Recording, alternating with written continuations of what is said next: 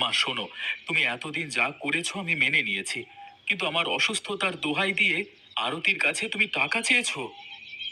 দেখ বাবা, আমার ভুল হয়েছে, আমি বুঝতে পারিনি। আর কতবার তোমার ভুল হবে মা? শত শতবার বারণ করবার পরে তোমার একই ভুল হচ্ছে। আমি আর কখনো এমন কাজ করব না। তুমি করো অথবা না করো, আমি আর তোমার বাড়িতে থাকছি না। এমন কথা বলিস না বাবা। আমি তো ছোটবেলা থেকেই তোদেরকে এভাবে মানুষ করেছি। ছোটবেলার কথা বাদ মা, মানছি তখন তুমি এ কাজ করতে বাধ্য হয়েছো, কিন্তু এখন তো তোমার কোনো বাধ্যবাধকতা নেই, তাই না? যদি এই কাজ না করি তাহলে আমার টাকা পয়সা আসবে কোত্থেকে? এই কাজ করেই তোমার এত বড় অট্টালিকা হয়েছে। আমরা তো উপার্জন করবার চেষ্টা করছি।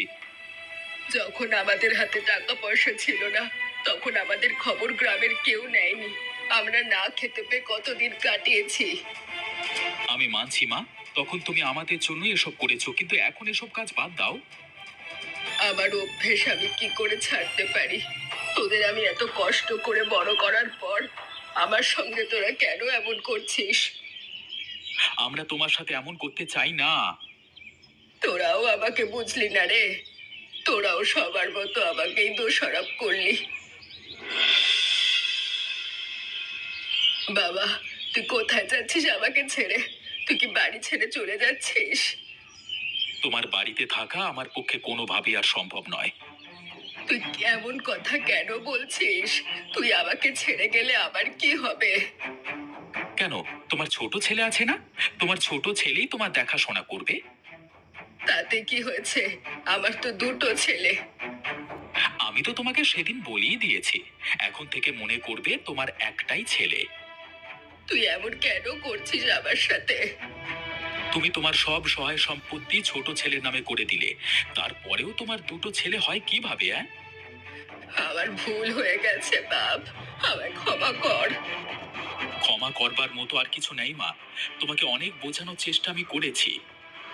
আমি আর এমন করব না। তোমাকে বিশ্বাস করি কিভাবে মা? কতবার বলেছো তুমি এমন কাজ আর করবে না? আমি এবার সত্যি বলছি, আমি আর এমন করব না। দুঃখিত মা, আমি তোমার কথা রাখতে পারলাম না। আমি এ বাড়িতে আর থাকবো না। শোন বাবা, শোন, আমার কথাটা একটু শোন, আমায় ছেড়ে যাস না। যদি কখনো দেখি তুমি ঠিক হয়েছো, তবে আবার ফিরে আসবো, নইলে আর কোনোদিন না। যাস না জগদীশ, আমায় ছেড়ে যাস না, ফিরে আয় বাবা। আনন্দ, জগদীশকে দেখি না, দুদিন হয়ে গেল। তুই একবার ওর সাথে আমাকে দেখা করাবি? আমি দাদার সাথে কিভাবে দেখা করিয়ে দেব? তোমার ছেলে তো বাড়ি ছেড়ে চলে গেছে। জগদীশকে আমার বড্ড দেখতে ইচ্ছে করছে। তুই কিছু একটা কর। আমি এখানে কি করতে পারি মা? তোমার ছেলে কোথায় গেল না গেল সেই খবর কি আমি রেখেছি? তুই একটু খোঁজ খবর নিয়ে দেখ ও কোথায় গেছে। আমার অসুস্থতার খবর শুনলেও নিশ্চয়ই ফিরবে। তোমার ছেলেকে ফিরিয়ে আনার কোনো শখ আমার নেই এই বাড়িতে। এসব কি বলছিস? এটা তোর নিজের বাড়ি। নিজের বাড়ি ছিল, এখন নেই। এখন তোমার ছেলে বাড়ি ছেড়ে চলে গেছে। কিন্তু ওকে যে আমার বড্ড দেখতে ইচ্ছে করছে। ঠিক আছে ঠিক আছে, আমি দাদার সাথে তোমার দেখা করিয়ে দেবো।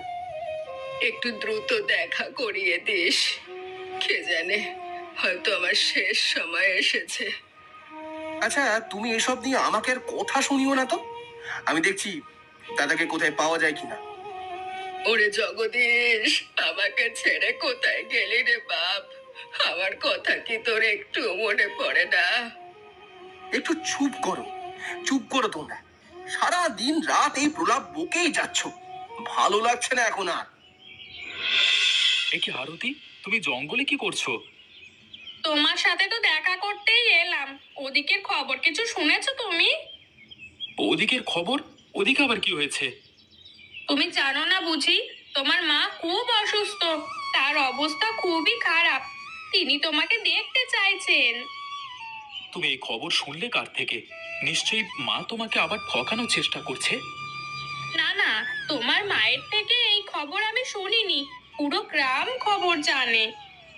তাহলে কি মা সত্যি অসুস্থ? হ্যাঁ, তোমার মা সত্যিই অসুস্থ। এখন আর রাগ করে থেকো না তুমি, তাড়াতাড়ি ফিরে চলো। কিন্তু আমি গেলে মা সুস্থ হবার পর ঠিক একই কাজ করবে। এসব ভাবার এখন সময় নেই, আগে তোমার মায়ের চিকিৎসা করাতে হবে। কেন আনন্দ মায়ের চিকিৎসা করায়নি?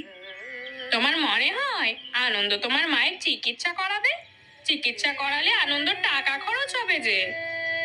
তাই বলে মায়ের চিকিৎসা করাবে না? আমি তো ওর ভরসাতেই মাকে রেখে এসেছি।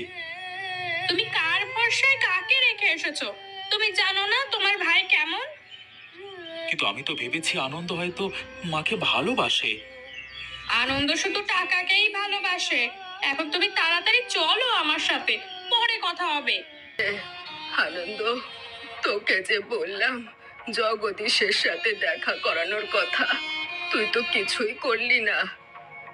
আমি দাদার কোনো খোঁজ পাইনি যে সে কোথায়। তুই খোঁজ পাসনি নাকি চেষ্টা করিসনি? তুই তো চাস না ওই বাড়িতে ফিরুক। ঠিকই বলেছো, আমি চাই না দাদা এই বাড়িতে ফিরে আসুক, আর আমি এটাও চাই না যে তুমি এই বাড়িতে থাকো। মানে কি বলছিস তুই? আমি এই বাড়িতে থাকবো না তো কোথায় যাব? এই বাড়ি ঘর এখন আমার, কোথায় যাবে তা আমি কিভাবে বলবো? তার মানে তুই আমাকে বের করে দেওয়ার কথা বলছিস? ঠিক ধরেছো, আমি তোমাকে বাড়ি থেকে বের করে দেব। এই অসুস্থ অবস্থায় আমি এই শরীর নিয়ে কোথায় যাব? তা তো আমার দেখার বিষয় নয়, তুমি এ বাড়ি ছেড়ে চলে যাবে এটাই শেষ কথা। আমার উপর একটু দয়া কর বাপ, আমি তোর মা। আমি তোদেরকে বড় কষ্ট করে বড় করেছি। এটা বড় কোনো বিষয় নয়, এটা প্রত্যেকটা মায়ের দায়িত্ব এবং কর্তব্য। তোর থেকে আমি এটা আশা করিনি। আমি তোকে বিশ্বাস করে সব সম্পত্তি লিখে দিয়েছিলাম। তুমি বোকা নাকি?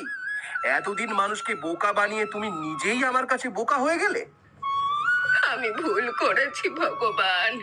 আমি আমার বড় ছেলেকে অস্বীকার করেছি। এখন তুমিও তোমার বড় ছেলের কাছে চলে যাও। এসব তুই কি করছিস আনন্দ?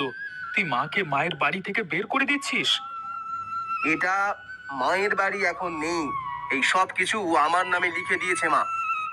তুই হয়তো ভুলে যাচ্ছিস, মা এখনো তোর নামে বাড়ি লিখে দেয়নি। লিখে দেওয়ার কথা বলেছিল। মানে? মানে আবার কি? মা এখনো তোকে তোর সম্পত্তি লিখে দেয়নি। কিন্তু কেন? কারণ আমি মাকে আগেই বলেছিলাম আমি বাড়ি ছেড়ে চলে যাব। মা আগেই বুঝতে পেরেছে। তার মানে মা আমার সাথে ছল চাতুরি করেছে? তুই যদি মায়ের সাথে করতে পারিস তাহলে মা কেন করতে পারবে না? এটা তুমি ঠিক করলে না মা আমার সাথে। আমি যা করেছি বেশ করেছি, না হলে জানতেই পারতাম না তুই এমন। মা তুমি ঠিক আছো তো? এ এ তোমার উপরে কোনো অত্যাচার মানে আনন্দ করেনি তো? না না, কোনো অত্যাচার করেনি, শুধু বাড়ি থেকে বের করে দিতে চেয়েছিল। এখন তুমি তোমার বাড়ি থেকে তোমার ছোট ছেলেকে বের করে দাও। আমাকে বাড়ি থেকে বের করে দিলে আমি কোথায় যাব? কোথাও যাওয়ার জায়গা না থাকলে জলে ডুবে মর, তবু তোর মতো ছেলে আমার প্রয়োজন নেই। ও, এখন জগদীশকে পেয়ে আমার কথা ভুলে গেলে?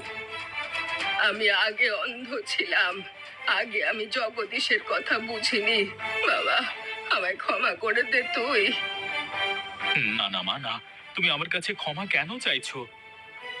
এত বছর ধরে আমি যত অন্যায় করেছি সবকিছুর জন্য ক্ষমা চাইছি।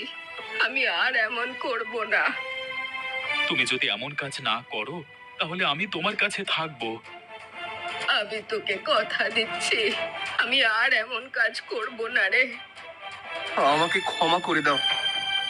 তুই এবার ছোট ভাই, তোকে কি আমরা ফেলে দেব? তোকে শেষ একটা সুযোগ আমরা দিচ্ছি।